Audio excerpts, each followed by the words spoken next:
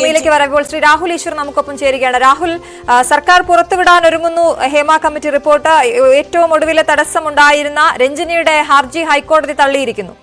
Hema committee റിപ്പോർട്ടിന്റെ കണ്ടെത്തലുകൾ, അതിന് മേലെടുക്കുന്ന ആക്ഷൻ, ഇതാണ് പുറത്തുവിടേണ്ടത്. ഏതെങ്കിലും രീതിയിൽ ഇക്കിളിപ്പെടുത്തുന്ന കാര്യങ്ങളോ ഏതെങ്കിലും രീതിയിൽ സ്വകാര്യതയെ ലംഘിക്കുന്ന കാര്യങ്ങളോ അല്ല. അതൊന്നും നമ്മൾ അറിയേണ്ട കാര്യം പോലും ഇല്ല. പകരം എന്തൊക്കെയാണ് ആക്ഷൻ എടുക്കേണ്ടത്, എന്താണ് ഇത് ക്ലീനപ്പ് ചെയ്യാൻ വേണ്ടത് എന്ന കാര്യം മാത്രമാണ്. ഓർക്കുക, മലയാളം മൂവി ഇൻഡസ്ട്രി ഒരു കുടുംബം പോലെ വർക്ക് ചെയ്യുന്നതാണ്. എല്ലാ സ്ഥലങ്ങളിലും പ്രശ്നമുള്ളതുപോലെ ഇവിടെയും പ്രശ്നം കാണാം. പക്ഷേ അതിനപ്പുറം മലയാളം സിനിമ ഇൻഡസ്ട്രിയെ കരിവാരിത്തേക്കുന്ന ഒരു കാര്യമായി ഈ റിപ്പോർട്ട് മാറുമോ എന്ന ആശങ്ക പലർക്കുമുണ്ട്.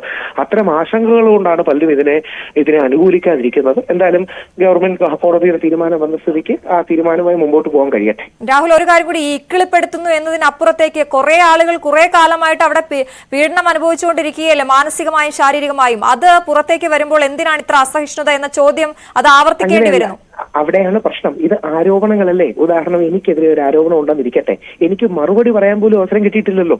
ഞാൻ സിനിമ ഇൻഡസ്ട്രിയിലെ ആളല്ലാത്തതുകൊണ്ട് എനിക്ക് ധൈര്യപൂർവ്വം പറയാം. അതായത് ഏതെങ്കിലും വ്യക്തിക്കെതിരെ ഒരു ആരോപണമുണ്ട്, എന്റെ നാച്ചുറൽ ജസ്റ്റിസ് അല്ലേ, അതിനെനിക്ക് മറുപടി പറയാൻ കഴിയും. പക്ഷെ അവിടെ രാഹുൽ ഈശ്വറിന്റെ പേര് പറയാതെ എനിക്ക് അങ്ങനെ ഒരു ബുദ്ധിമുട്ടുണ്ട് എന്ന് രാഹുലിനെതിരെ നിൽക്കുന്ന ഒരാൾ പറയുകയാണെങ്കിൽ അവിടെ ആ പ്രശ്നം അവിടെ അഡ്രസ് ചെയ്യപ്പെടുകയല്ലേ, അത് ചെയ്യണ്ടേ?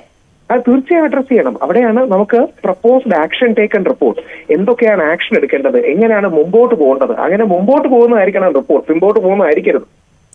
രാഹുൽ ഇപ്പോഴും പറയുന്നത് ഈ റിപ്പോർട്ട് പൂർണ്ണമായും പുറത്തു വിടുന്നില്ല, അവിടെ രഹസ്യമായി സൂക്ഷിക്കേണ്ടത് രഹസ്യമായി തന്നെ വെക്കുന്നു, ആരുടെയും സ്വകാര്യതയെ ഹനിക്കുന്ന ഒരു കാര്യവും പുറത്തുവിടില്ല എന്ന് പറഞ്ഞിട്ടുണ്ട്.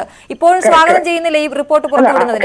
അതാണ് വേണ്ടത്. ആരുടെയും സ്വകാര്യത ലംഘിക്കാത്ത രീതിയിൽ അവസാനം ഇതിനെ കുറിച്ച് കണ്ടെത്തലുകൾ കാണും. ആ കണ്ടെത്തലുകളും ആ കണ്ടെത്തലുകളുടെ മേൽ എടുക്കേണ്ട ആക്ഷൻസ്, നിയമനിർമ്മാണമാണെങ്കിൽ അങ്ങനെ, ട്രൈബ്യൂണൽ ആണെങ്കിൽ അങ്ങനെ, ഹെൽപ്പ് ലൈൻ ആണെങ്കിൽ അങ്ങനെ. അപ്പൊ അതല്ലേ നമ്മൾ വേണ്ടത്.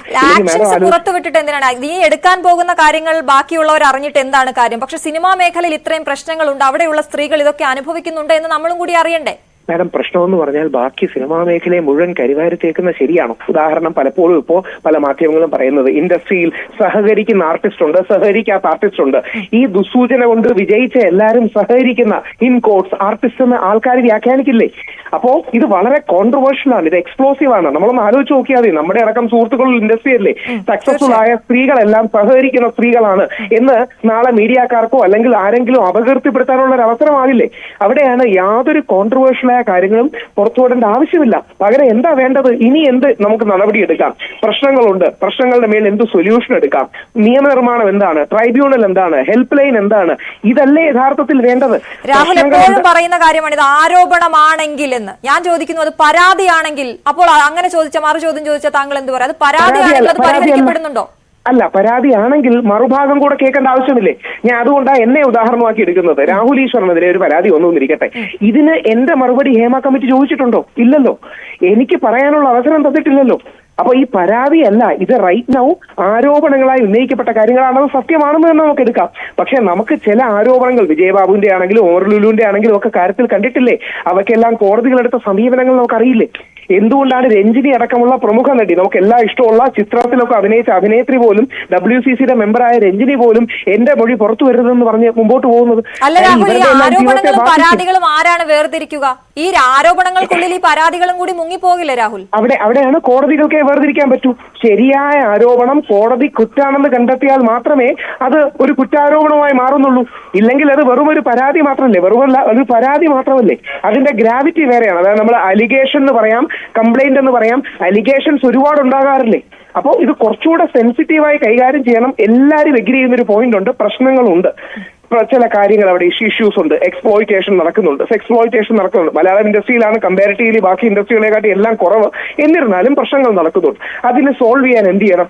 ആലോചിച്ച് നോക്കുക. ഇടതുപക്ഷ ഗവൺമെന്റ്, കമ്മ്യൂണിസ്റ്റ് ഗവൺമെന്റ് പോലും ഞാൻ അടക്കമുള്ള വലതുപക്ഷക്കാരുടെ സമീപനം ഈ വിഷയത്തിൽ എടുക്കുന്നത് സിനിമ ഇൻഡസ്ട്രിയെ ദോഷകരമായി ബാധിക്കരുത്. നാളെ സിനിമയിലേക്ക് ഇവിടെ ഇൻവെസ്റ്റേഴ്സ് വരണ്ടേ? പ്രൊഡ്യൂസേഴ്സ് വരണം, ഇൻവെസ്റ്റേഴ്സ് വരണം. ഉദാഹരണം, ഫോറിൻ ട്രിപ്പുകളിൽ പോകുമ്പോൾ എക്സ്പ്ലോയിറ്റേഷൻ നടക്കുന്നുണ്ടെന്ന് പറയും.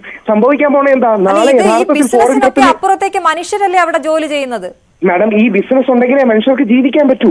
മനുഷ്യരുണ്ടെങ്കിലല്ലേ ഞാൻ ചോദിക്കുന്ന ഈ ബേസിക് സാധനം മറന്നുകൊണ്ടാണ് രാഹുൽ പലപ്പോഴും സംസാരിക്കുന്നത്. രാഹുൽ പറയുന്നതിൽ പോയിന്റ് ഇല്ല എന്ന് ഞാൻ പറയുന്നില്ല, പക്ഷേ ഈ ആരോപണം എന്ന് താങ്കൾ ആദ്യം മുതൽ പറയുന്നുണ്ട്. നമ്മൾ സംസാരിച്ചു നേരത്തെയും, അപ്പോഴും താങ്കൾ പറഞ്ഞിരുന്നു ഇതൊരു ആരോപണങ്ങളാണെങ്കിൽ എനിക്ക് പറയാൻ മറുപടി വേണ്ട, അല്ലെങ്കിൽ എനിക്ക് പറയാൻ അവസരം വേണ്ടേന്ന്. ഈ പരാതിയാണെങ്കിൽ എന്ത് ചെയ്യുമെന്നാണ് ഞാൻ ചോദിക്കുന്നത്. പരാതിയാണെങ്കിൽ മാഡം തന്നെ ആലോചിച്ച് നോക്കൂ, 20 വർഷമോ 25 വർഷമോ മുമ്പ് നടന്നൊരു പരാതിയാണ്.